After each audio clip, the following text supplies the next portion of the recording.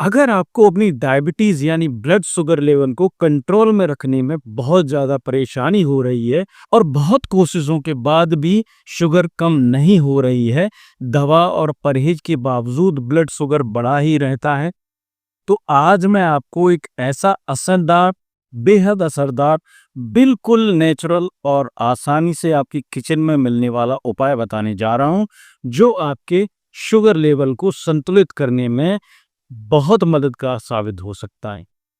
यह कोई दवा नहीं है, यह कोई महँगा मार्केट में मिलने वाला सप्लीमेंट नहीं है, बल्कि यह एक आयुर्वेदिक और प्राकृतिक विकल्प है, जिसे सदियों से भारत में घरेलू चिकित्सा में इस्तेमाल किया जाता रहा है और आज की आधुनिक मेडिकल साइंस भी इसके फायदों को मान चुकी है।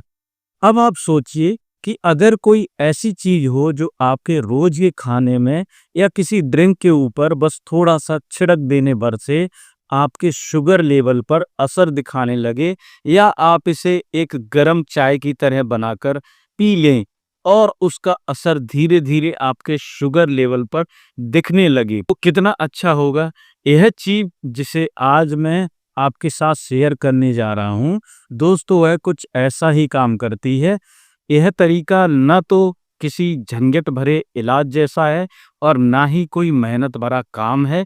आप इसे बहुत ही आराम से बिना किसी खास बदलाव के अपने डेली रूटीन में शामिल कर सकते हैं और यह धीरे-धीरे आपके ब्लड शुगर लेवल को कंट्रोल करने में सहयोग करने लगती है। तो आइए अब बिना किसी देर के इस जानकारी भरे वीडियो को शुरू करते हैं और जानते हैं उस खास चीज के बारे में जो डायबिटीज के मरीजों के लिए बेहद कारगर और घरेलू उपाय साबित हो सकती है।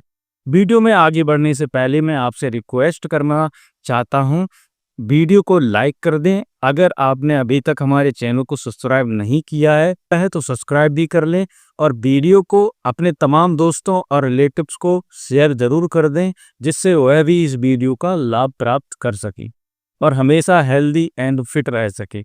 अब हम अपने टॉपिक पर लौटते हैं। दोस्तों, यह जो नेचुरल रेमेडी जो आपकी डायबिटीज को कंट्रोल करने में मदद कर सकती है, वह है दालचीनी। जी हाँ, वही दालचीनी जो आपकी किचन में मसालों के तौर पर रखी होती है, जिसे आप सब्जियों, चाय, मीठे पकवानों, गरम मसालों में इस्तेमाल करते हैं।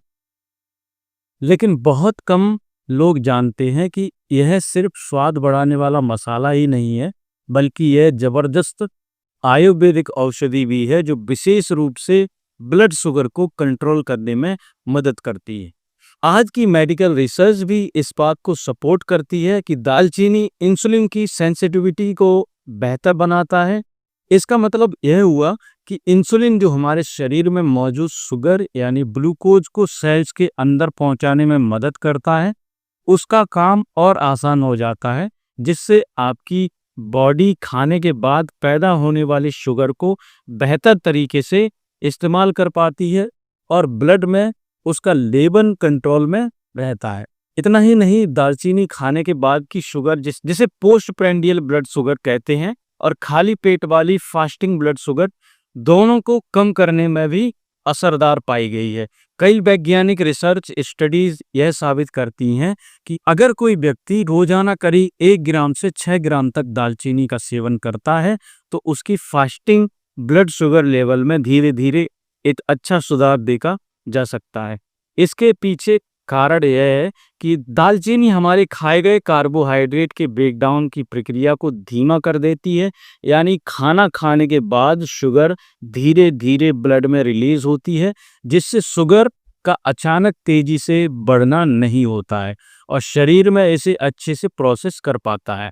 इसके अलावा दालचीनी में कुछ बेहद पावरफुल एंटीऑक्सीडेंट भी पाए जाते हैं, जो डायबिटीज से जुड़ी जटिलताओं यानी कॉम्प्लिकेशन को रोकने में मदद करते हैं और हाई ब्लड शुगर के कारण शरीर के अंगों पर पड़ने वाले बुरे असर को भी कम करता है। मतलब एक छोटा सा मसाला अगर सही मात्रा और सही तरीके से इस्तेमाल किया जाए, तो वह आपके पूरे डायबिटीज मैनेजमेंट में एक बड़ी भूमिका निभा सकता है। लेकिन इसका सही फायदा तभी मिलेगा जब आप इसे ठीक तरीके से इस्तेमाल करें।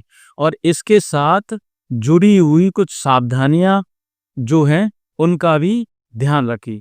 तो चलिए अब हम जानते हैं कि दालचीनी को किन किन तरीकों से आप अपने खाने में शामिल कर सकते हैं, इसे किस मात्रा में लेना चाहिए और किन बातों का ध्यान रखना बहुत जरूरी है ताकि इसके फायदे जो हैं वो अच्छे से आपको मिल सके और कोई नुकसान ना हो। दोस्तों, दालचीनी को हम लोग आमतौर पर अपने घरों में स्वाद बढ़ाने के लिए एक खुशबूदार मसाले के रूप में तो हमेशा इस्तेमाल करते ही हैं, लेकिन अगर आप इसे सिर्फ एक मसाले के तौर पे नहीं बल्कि एक नेचुरल दवा के रूप में डायबिटीज को कंट्रोल करने के लिए इस्तेमाल करना चाहते हैं, तो इसके लिए सबसे अच्छा और असरदार तरीका यही होता है कि आप इसकी चाय बनाकर पी, यानी कि इसे उबालकर उसका पानी पी। इसके लिए आप या तो एक छोटी सी दालचीनी की स्टिक ले सकते हैं या फिर लगभग आधा चम्मच के करीब इसका पाउडर ले सकते हैं। फिर इसको आप 1 कप पानी में अच्छे से उबाल लें और छानकर धीरे धीरे गरम गरम ही पी लें। इसका सबसे सही और फायदेमंद समय है खाना खाने के तुरंत बाद। इस समय अगर आप इस दालचीनी वाली चाय को पीते हैं तो यह आपके खाने से बनने वाली शुगर को कंट्रोल करने में मदद करती है और इसके साथ ही आपके पाचन तंत्र यानी डाइजेशन सिस्टम को भी बेहतर बनाती है। अब अगर आपको दालचीनी की चाय पीने का तरीका पसंद नहीं आता या आपको इसका स्वाद अच्छा नहीं लगता, तो आप इसे दूसरे तरीके से भी अपने खान पान में शामिल कर सकते हैं। आप चाहें तो दालचीनी का पाउडर अपने दूध वाली चाय या काली चाय या फिर कॉफी में डालकर या फिर ओट्स के ऊपर छिड़क कर या फिर फ्रूट्स के ऊपर हल्का सा छिड़क कर हल्का सा डालकर ले सकते हैं। लेकिन यह सब विकल्प सिर्फ तभी आजमाएं जब आपको इसका पानी बिल्कुल भी पसंद ना आए, वरना सबसे अच्छा तरीका इसे उबालकर पीने का ही है। सबसे असरदार और फायदेमंद तरीका इसे उबालकर इसकी चाय बनाकर ही होता है, क्योंकि इसके सारे गुण आपकी बॉडी में अच्छे से जाते हैं। दालचीनी को इस्तेमाल करना वैसे तो बहुत आसान है, लेकिन इसके साथ एक बात ध्यान रखना बहुत जरूरी होता है और वह है इसकी मात्रा यानी डोज। कभी भी आपको इसे बहुत ज़्यादा मात्रा में नहीं लेना है, वरना यह आपकी सेहत पर उल्टा असर भी डाल सकती है। रोजाना आधा से 1 छोटा चम्मच यानी लगभग 1 से 6 ग्राम तक दालचीनी का सेवन आपके लिए काफ़ी होता है। रिसर्च और साइंटिफिक स्टडीज भी यही बताती हैं कि अगर आप इसे लगातार 6 से 7 हफ्तों तक नियमित रूप से लेते हैं तो इससे न सिर्फ आपकी फास्टिंग ब्लड शुगर यानी खाली पेट वाली शुगर कम होती है, बल्कि यह आपके ब्लड प्रेशर को भी बैलेंस में लाती है और कोलेस्ट्रॉल लेवल को भी काफ़ी हद तक कम करती है। अब दोस्तों, जैसे हर चीज़ के फायदे होते हैं वैसे ही उसके नुकसान भी होते हैं अगर इसे गलत तरीके से इस्तेमाल किया जाए। इसलिए जब आप दालचीनी को डायबिटीज़ के लिए इस्तेमाल करने का सोचते हैं तो सबसे ज़रूरी होता है कि आप उसकी किस्म को पहचानें। मार्केट में मिलने वाली दालचीनी 2 प्रकार की होती है। पहली होती है कैसिया दालचीनी और दूसरी होती है सीलन दालचीनी। आमतौर पर जो दालचीनी हमें बाजार में सस्ते दामों में मिल जाती है वह कैसिया टाइप की होती है।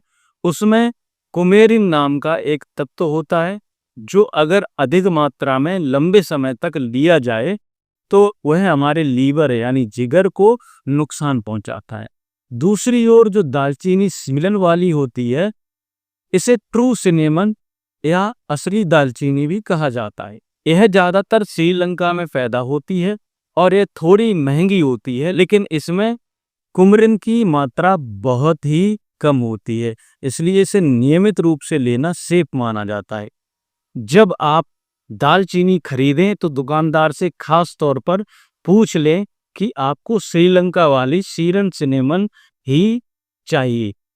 इसके पैकेट पर भी सीलन सिनेमन लिखा हुआ होता है। अगर आप दवा के रूप में इसे लेना चाहते हैं तो मैं आपको सही सलाह दूंगा कि आप हमेशा सीलन दालचीनी को ही चुनें और कैसिया वाली दालचीनी को रोजाना ना लें। एक और जरूरी बात जो याद रखने वाली है वह यह है कि दालचीनी को कभी भी डायबिटीज की मेडिसिन का विकल्प यानी रिप्लेसमेंट ना समझें। अगर आप पहले से कोई डायबिटीज की दवा ले रहे हैं तो उसे लेना बंद ना करें। दालचीनी को सिर्फ एक नेचुरल सपोर्ट या हेल्पिंग एजेंट के तरह इस्तेमाल करें ताकि वह आपकी दवा के साथ साथ मिलकर असर दिखा सके और आपको जल्दी राहत मिल सके। और हाँ, चाहे आप कोई भी तरह की दालचीनी ले रहे हो, आपको इसे लगातार एक लिमिट टाइम तक ही इस्तेमाल करना चाहिए। एक्सपर्ट और डॉक्टर्स भी कहते हैं कि दालचीनी को 4 महीने से ज़्यादा लगातार नहीं लेना चाहिए। अगर आप इसे ज़्यादा समय तक लेना चाहते हैं तो 4 महीने लेने के बाद 1 महीने का ब्रेक जरूर लें। यह ब्रेक आपकी बॉडी को आराम देगा और किसी भी साइड इफेक्ट से बचाएगा। वैसे देखा जाए तो डायबिटीज जैसी बीमारी में सबसे जरूरी चीज होती है परहेज और सही डाइट। दवा के साथ साथ आपको यह भी जानना जरूरी है कि आपको क्या खाना चाहिए और किन चीज़ों से हमेशा दूर रहना चाहिए। अगर आप यह जानना चाहते हैं कि डायबिटीज़ के मरीजों को कौन कौन सी चीज़ें खानी चाहिए और कौन कौन सी चीज़ें भूल कर भी नहीं खानी चाहिए, तो आप हमें कमेंट करके बताएं कि इस पर एक वीडियो बना दी जिसमें मैं आपको सारी जानकारी दे दूंगा।